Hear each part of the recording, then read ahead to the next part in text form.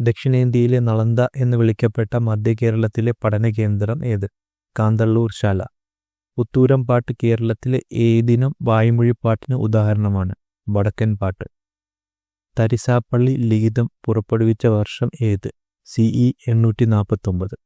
തരിസാപ്പള്ളി ശാസനം പുറപ്പെടുവിക്കുമ്പോൾ പെരുമാൾ രാജാവ് ആരായിരുന്നു? സ്ഥാണു രവി.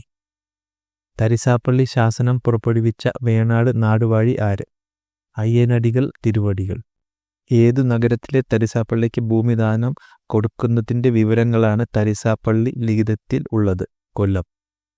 ഇരവിക്കുട്ടിപ്പിള്ള പോരുപ്പാട്ട്, പഞ്ചവങ്കാട്ട് നീലിപ്പാട്ട് എന്നിവ ഏതിനം വായ്മൊഴി പാട്ടുകൾക്കുദാഹരണമാണ്? തെക്കൻ പാട്ടുകൾ.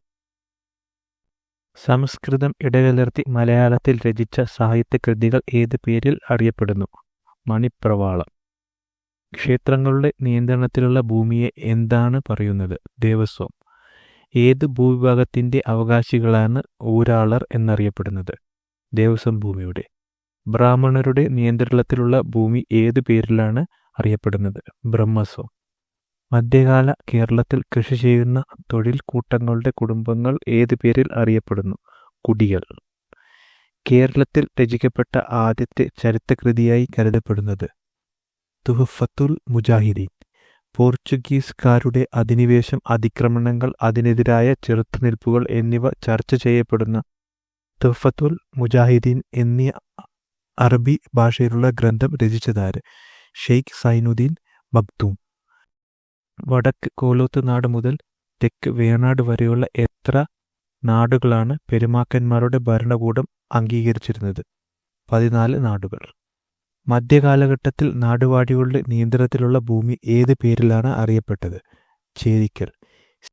CE 825 കൊല്ലവർഷം ആരംഭിക്കുമ്പോൾ പെരുമാൾ ആരായിരുന്നു?